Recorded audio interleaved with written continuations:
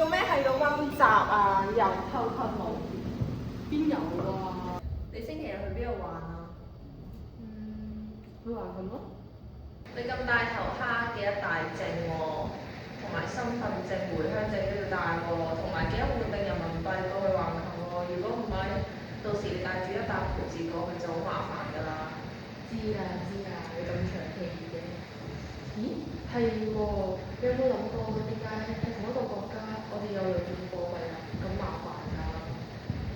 仲有點解我哋要用一樣嘅身份證過關？有咩？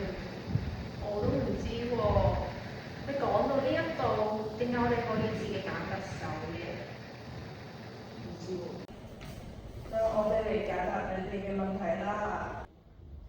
根據基本法1987年4月，中葡兩國簽署中葡聯合聲明，確認澳門係中國嘅領土。1999年12月20號0時0分，政權交接儀式喺澳門文化中心花園館舉行。葡萄牙國旗緩緩降下，五星紅旗同特區區旗同步升起，澳門正式回歸祖國。為咗維持國家嘅統一以及領土完整，同時保持澳門社會安定、經濟發展良好，國家考慮到澳門嘅歷史以及實際情況，決定喺回歸嘅一刻，按照中華人民共和國憲法第31條設立澳門特別行政區。按照一國兩制方針，澳門唔需要實行社會主義制度同政策，保持原有嘅資本主義制度同生活方式，50年不變。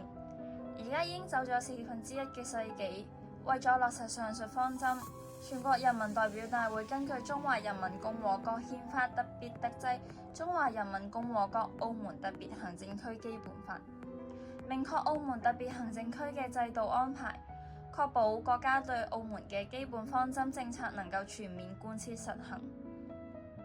喺一國兩制嘅框架下，中央人民政府負責外交同防衛，其餘事務實現澳人治澳政策，授權澳門高度自治權。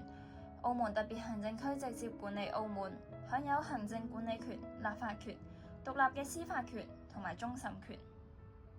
咁基本法同我哋嘅日常生活有咩關係？關係就大啦，我哋邊行邊講啊！走啊！